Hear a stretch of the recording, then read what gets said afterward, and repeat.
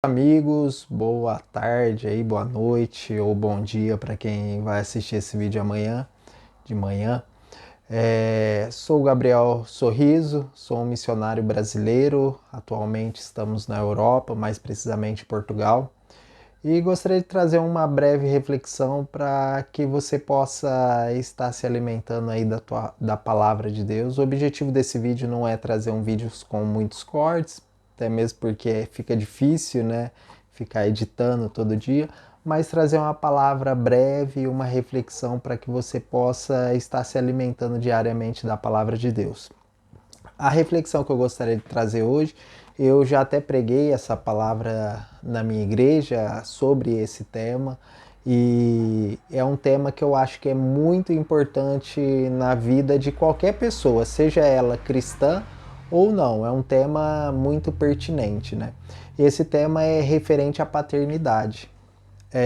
Lá em Romanos 15, fala que Deus não nos deu um espírito de escravidão, mas antes um espírito de adoção, com o qual nós clamamos Abba Pai.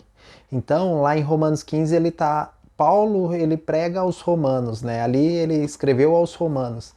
E ali ele está falando, olha, Deus não te deu um espírito de orfandade, Deus não te deu um espírito de escravidão, mas Deus ele te deu um espírito de adoção. Por que Paulo ele faz esse comparativo ali com a adoção? Paulo ele está pregando aos romanos, nós sabemos, né, que ele está falando aos romanos. A lei romana daquela época dizia o seguinte, que qualquer pessoa que tivesse um filho, aquele filho iria ficar separado, se eu não me engano, por 8 dias, e no 8º dia ele seria colocado diante do pai, e o pai poderia escolher se ele iria ficar com aquela criança ou não. Então esse seria no caso da paternidade sanguínea, né? O cara teve o filho, aquele filho fica um período separado e depois daquele tempo a criança era colocada diante do pai e o pai falava, ó, eu quero esse filho porque ele é saudável e tudo, ou ele falava, não, eu rejeito esse filho. E o outro caso era a adoção. A adoção, segundo a lei romana, ela já não poderia ser desfeita. A partir do momento que uma pessoa se comprometesse a adotar a outra pessoa, ela nunca mais poderia voltar atrás. Por quê? Ali se entendia que aquela pessoa adotou de livre e espontânea vontade e que aquilo não poderia ser desfeito jamais. Ali, quando Paulo ele fala aos romanos, ele está falando o seguinte, olha, o seu pai natural ele pode te abandonar, porém Deus ele te deu um espírito de adoção, ou seja, Deus ele te adotou e jamais ele pode voltar atrás, porque hoje você é filho de Deus. Então a lei romana ela colocava isso, e pensando dessa forma nós temos noção do quão que foi preciosa essa fala de Paulo, né? Deus nos adotou e ainda que o nosso pai ou a nossa mãe nos abandone, Deus ele não pode nos abandonar. Deus ele não pode voltar atrás porque ele já nos adotou. Nós fomos adotados como filho. É interessante alguns dados quando nós pensamos na questão da paternidade, que a paternidade ela está completamente a pessoa, a índole da pessoa, né, está completamente vinculada ali à questão da paternidade. Eu lembro de uma pesquisa, agora eu não vou ter ela em mente certo, mas se você pesquisar na internet os efeitos da falta de paternidade numa criança, você vai ver todos os efeitos ali, né? Eu lembro que a pesquisa falava que no caso estrupadores, pessoas que quando pegava o perfil de maníacos, a maior parte daqueles perfis era pessoas que foram criadas sem pais. Quando chegava na cadeia, a maior parte dos presos eram pessoas que foram criadas sem pais. Questão da insegurança, quando você pega pessoas inseguras, a maior parte também dessas pessoas inseguras foram pessoas que foram criadas sem pai. Então, existem vários efeitos na falta da paternidade, né? Da falta da paternidade natural, né? Da falta da paternidade mesmo sanguínea ali, a falta de um pai. Para você ter noção, em 2023, de 2,5 milhões de crianças que nasceu no Brasil, 172 mil foram crianças sem pai, que foi registrada somente no nome da mãe. Ou seja, então você vê que é um efeito muito grande e no nosso país, né, no Brasil, a falta da paternidade ela se tornou uma coisa comum até na nossa sociedade, né? Quando nós olhamos para as pessoas, nós vemos várias pessoas que cresceram sem pai, que não tiveram um relacionamento ali com o pai. O que isso influencia quando nós olhamos para a nossa vida espiritual? A primeira coisa que isso nos influencia é que Deus ele é nosso pai. E quando nós pensamos assim, nós associamos a figura de Deus à figura do nosso pai. Eu lembro quando eu cheguei na igreja, me falaram assim, ó, Deus é pai. A primeira coisa que você associa é a figura do seu pai, do seu próprio pai. Então você pensa assim, ó, não foi o meu caso, mas no caso de uma pessoa que ela era abusada pela figura paterna. Aí ela chega na igreja e na igreja fala assim, olha, Deus ele é seu pai. Aquela pessoa tende a pensar o quê? Olha, Deus é um abusador. Aquela pessoa que foi abandonada pelo pai tende a pensar o quê? Na primeira oportunidade Deus vai me abandonar. Então, a figura do nosso pai, ela está completamente ali atrelada ali, está ligado ao que nós vamos pensar de Deus, né? Por isso que eu falo para os pais, né?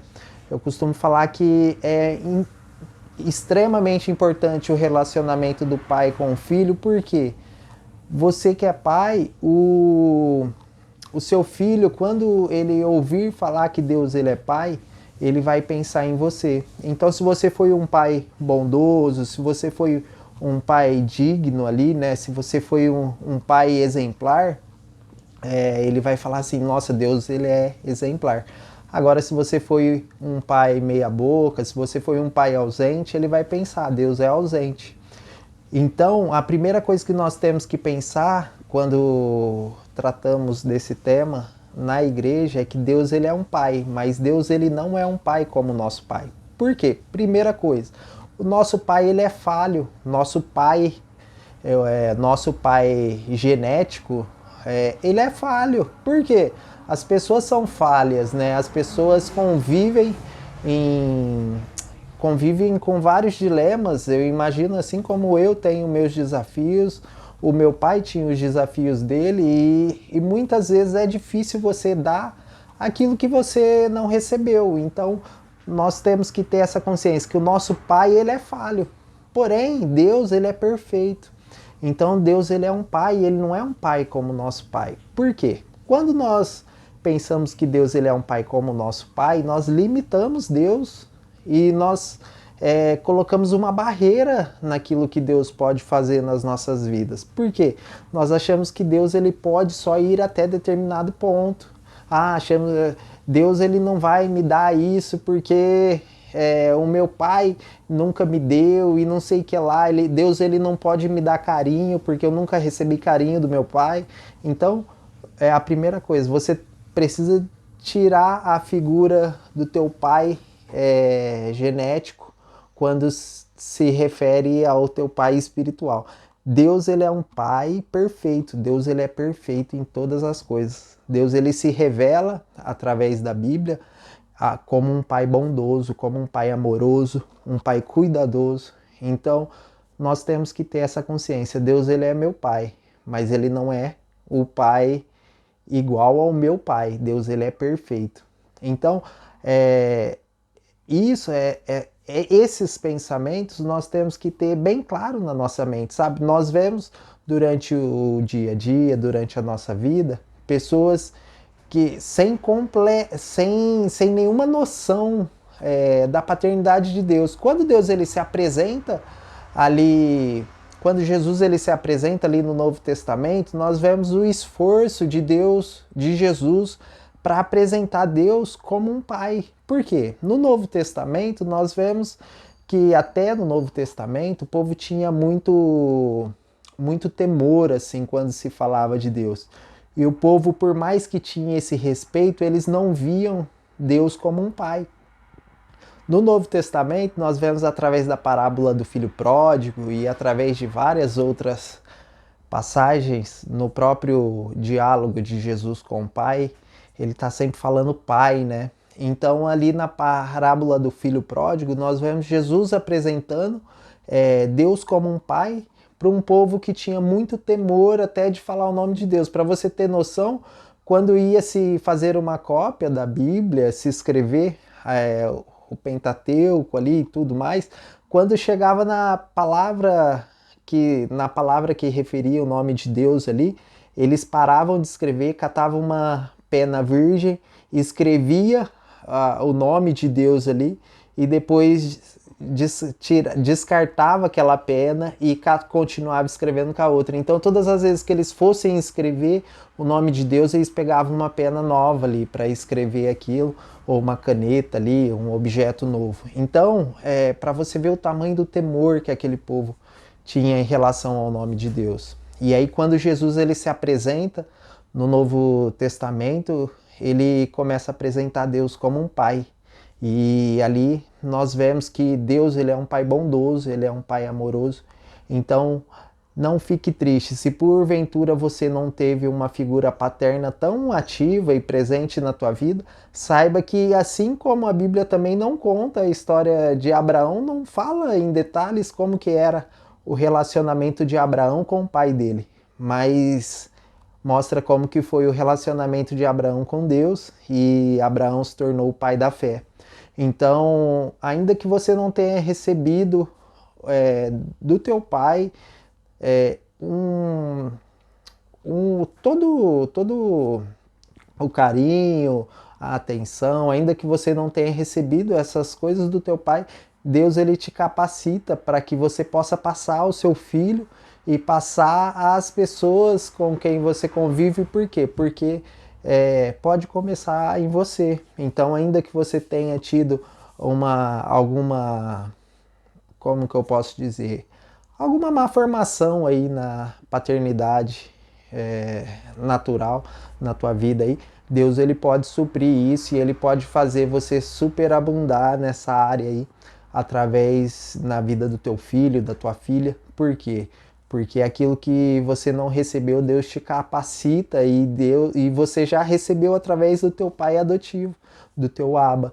Então, isso que eu gostaria de que você pensasse. E a outra coisa aqui, muito importante, é que a falta de olharmos Deus como um pai, ele limita mesmo o agir de Deus nas nossas vidas. Por quê? Às vezes a gente olha Deus como um senhor que está lá no trono dele, um velhinho, ranzinza, bravo, e que a qualquer momento ele pode se irar por alguma coisa que a gente fale e nos defumar, né? Então, esse tipo de pensamento, ele limita o agir de Deus nas nossas vidas. Por quê? Se você vê Deus como um senhor, maravilha, Deus ele vai ser seu senhor. Se você vê Deus como seu rei, maravilha, ele vai ser seu rei. Mas se você não vê Deus como seu pai, ele não vai conseguir ser o seu pai, porque você não vê ele como um pai.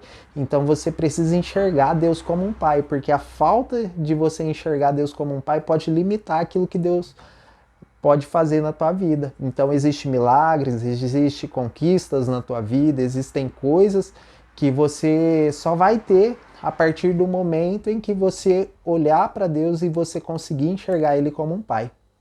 Em nome de Jesus, gostaria de orar por você aí e que Deus ele possa estar ministrando isso no teu coração. Em nome de Jesus, Pai, coloca essas pessoas diante de ti, que o teu Espírito possa falar com cada uma delas, que o Senhor possa se revelar como um Pai bondoso, um Pai amoroso, no coração de cada uma dessas pessoas, Pai. Em nome de Jesus, amém. Que você possa ter um dia abençoado e que Deus ele possa se revelar para você dia após dia como um pai bondoso, amoroso e que você flua nessa área com Deus em nome de Jesus.